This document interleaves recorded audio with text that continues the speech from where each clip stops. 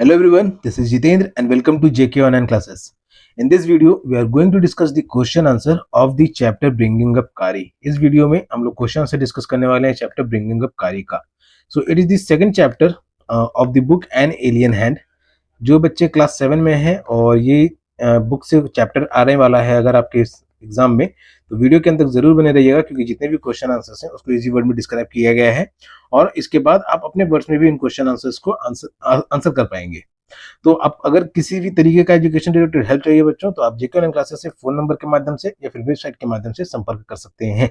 जेके online classes YouTube पे भी है, फेसबुक पे भी है, इंस्टाग्राम प्रोफाइल भी है, गूगल बिजनेस प्रोफाइल भी है, व्हाट्सएप चैनल पे भी है एंड क्वोरा पे भी है. आप सभी जगह इसे लाइक फॉलो सब्सक्राइब जरूर करें ताकि आप लेटेस्ट अपडेट से अपडेटेड रहें. In this video, we are going to discuss the question answer of the chapter Bringing Up Kari. It is the second chapter. इस चैप्टर का एक्सप्लेनेशन पहले अपलोड हो चुका है चैनल पे, जिसे आप डिस्क्रिप्शन में दिए गए लिंक की मदद से रीड कर सकते हैं या फिर वेबसाइट पे चैनल पे जाकर के रीड कर सकते हैं. तो इसका जो क्वेश्चन आंसर स्टार्ट होता है बच्चों, वो इसमें है डायरेक्ट आई थिंक एक्सरसाइज के क्वेश्चन आंसर्स हैं इसके. यस, इस चैप्टर में जो है सिर्फ डायरेक्ट एक्सरसाइज के क्वेश्चन आंसर्स हैं, कोई भी कॉम्प्रिहेंशन चेक नहीं है. तो इस क्वेश्चन ओके, तो सबसे पहले ब्रीफ इस चैप्टर के बारे में कुछ ब्रीफ बता दे कि ब्रिंगिंग अप कारी एक एलिफेंट, एक बेबी एलिफेंट के बारे में है, जो कि जब उसके पास आया था तो वो बहुत ही कम से कम 5 महीना या 9 महीने का था जब राइटर के पास आया था. तो वो राइटर के साथ बड़ा हुआ, दोनों की लंबाई साथ में बढ़ी, लेकिन हाथी और बढ़ते चला गया. बाद में कारी ने एक डूबते हुए बच्चे की जान बचाई कीपर की मदद से, एंड फिर कारी को जो है वो केला केला पसंद आने लग गया था, तो वो फिर डाइनिंग टेबल से केला चुरा करके खाने लग गया था.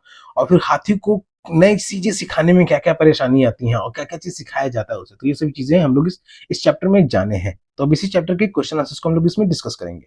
तो फर्स्ट क्वेश्चन क्या है कि द इनक्लोजर इन विच कारी लिव्ड हैड अ थैचेड रूफ, कि वो जगह जहां पे कारी रहता था उसके ऊपर घास फूस का बना हुआ छत था.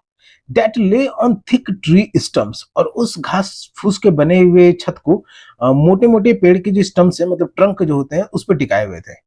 Examine the illustration of Kari's pavilion on page 8. तो अब कारी जहां पे रहता था उसका इमेज बनाए हुए इस कहानी के इमेज में, इस कहानी में उसका इमेज भी दिया हुआ है कि कारी जहां पे रहता था, तो उसी इमेज को देख करके है इट इज, ठीक है, इसी इमेज को देख करके आपको बताना है कि इसको ऐसा क्यों बनाया गया था.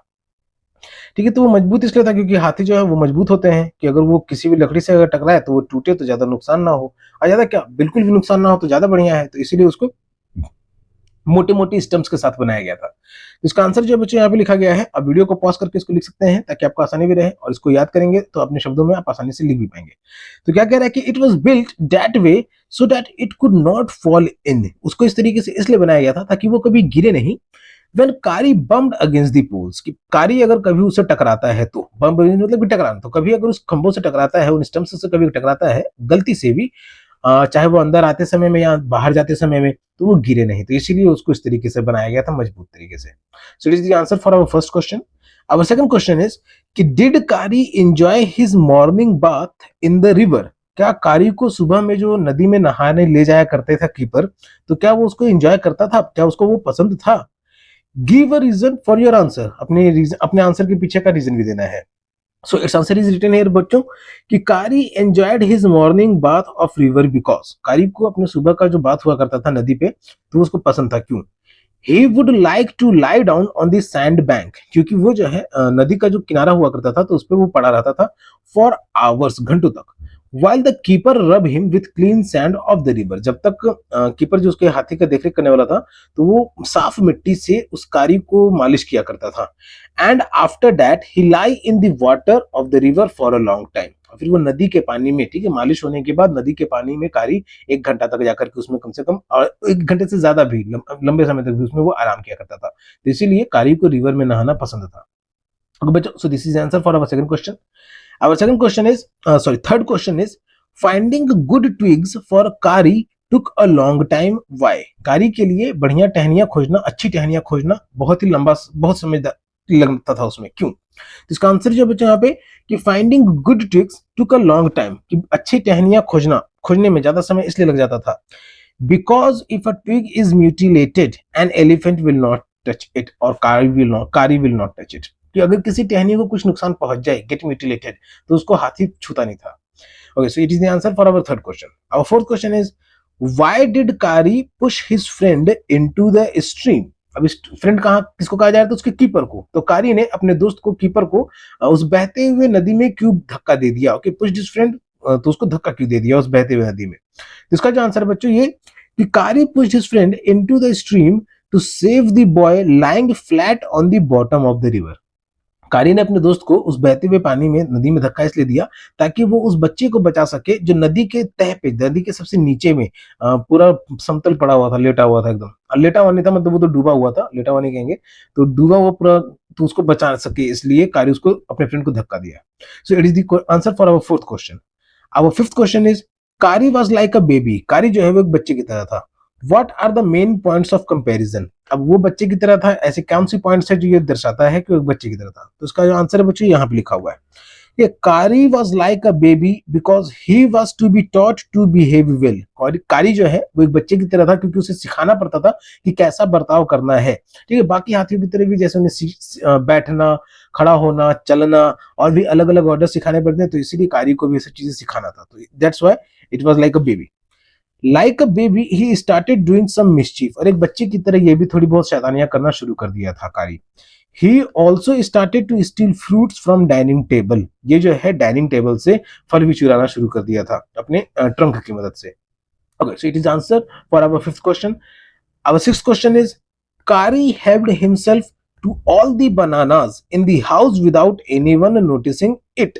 ओके, कारी helped himself यानी कारी ने खुद की मदद की सारा बनाना पाने में, घर में जितने भी बनाना थे उसको पाने में बिना किसी के ध्यान दिए हुए। How did he do it? उसने ऐसा कैसे किया? तो कारी ने ऐसा कैसे किया? इसका आंसर बच्चे यहाँ पे लिखा हुआ है कि he use to take the banana from the dining table through the window using his long trunk. वो डाइनिंग टेबल पे जो फ्रूट्स रखे हुए थे तो उसमें से वो बनाना को ले लेता था अपने लंबे सूंड की मदद से। Okay, so it is the answer for our sixth question. आप इन सारे आंसर्स को वीडियो को पॉज करके आसानी से लिख सकते हैं और आसानी से याद भी हो जाएगा, तो इसको आप अपने शब्दों में भी बाद में लिख सकते हैं। एग्जाम में आएगा तो और अच्छे से लिख पाएंगे। Okay, so our seventh question is Kari learned the commands to sit and to walk. कारी ने वैसे कमांड्स सीखे बैठने के लिए और चलने के लिए।